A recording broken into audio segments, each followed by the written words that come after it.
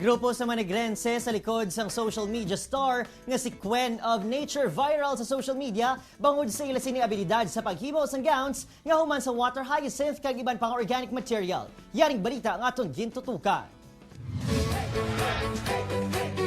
Kung sa Pasig River, ginakabig perwisyo ang water hyacinth. Sa Valladolid, Negros Occidental naman, ining ginhalinan sa creative ideas na ni Jessie Gatuslao, isang designer, Romeo Francisco, photographer, kag modelo nga si Antoinette Veron Fernandez. Sila ang trio sa likod sang Eco Couture Creations nga viral sa bugos sa pungsod matapos ginhimo nga gown ang mga water hyacinth sa dulid.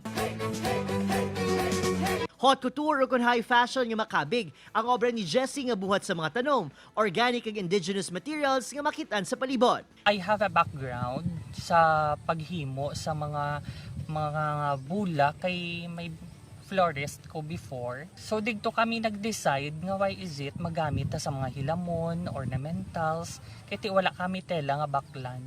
Si Antoinette naman, ukon mas bantog bilang si Quen of Nature. Lugi pakigbahay ng iyang mga advokasya bilang isa ka LGBTQ member pinagi sa eco gowns and dresses. Wala sa akong personalidad nga mag-iisa ka modelo. Nakita ko sa mga tao nga nalipay sila kag isuportahan ko nila sa ako nga pagmodel. Para sa main lensman sang grupo, bida sa ila world-class outputs ang matahom ng mga lugar sa banwas ng dulid. Kag sa tion nga wala na sang pagpamahog sang virus target sa maini ang iconic site sa probinsya bilang postcard perfect background. So hindi gid siya mabudlay, pangitaan gid sang manami nga mga angle kag different poses. It's because sa lugar namon damo man gid kami mga location nga dira lang sa among lugar nga wala na tagaan pagtamod sa mga tawo. Kabahin sang ilakaw sang mapukaw ang balatsagon sa Manigrense nga mangisog sa pagproteher sang dunang manggad. Proud ko sa output sa akong mga grupo kay hindi lang matahom suksokon ang akong bayo.